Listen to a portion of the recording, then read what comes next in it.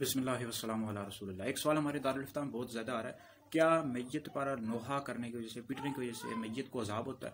تو اس حوالے سے بخاری شریف کی ایک حدیث مبارکہ کا مفہوم ہے کہ ارشاد فرمایا کہ کیا تم نہیں سنتے ہو کہ میت پر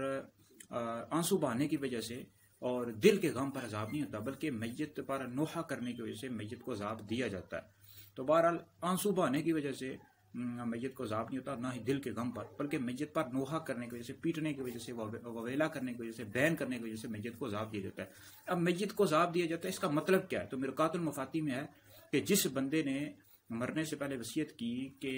جب میں مر جاؤں، انتقال کر جاؤں، تو مجھ پر بین کرنا، پیٹنا، وویلا کرنا، تو اس کی وصیت پر اگر گھر والے عمل کرتے ہیں تو اس کی وجہ سے میت کو عذاب دیا جاتا ہے۔ ایک مطلب یہ ہے، یا پھر مطلب یہ ہے کہ میت کو تکلیف ہوتی ہے،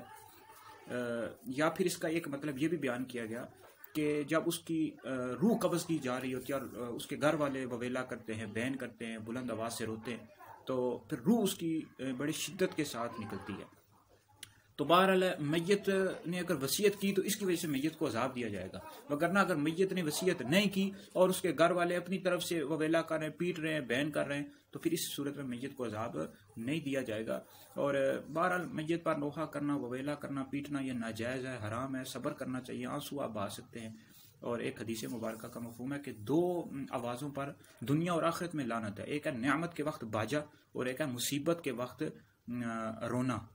چلانا، تو اس پر بھی لعنت کی گئی ہے۔ تو بہرحال صبر کرنا چاہیے اور اللہ رب العزت سے میت کی مغفرت کے لیے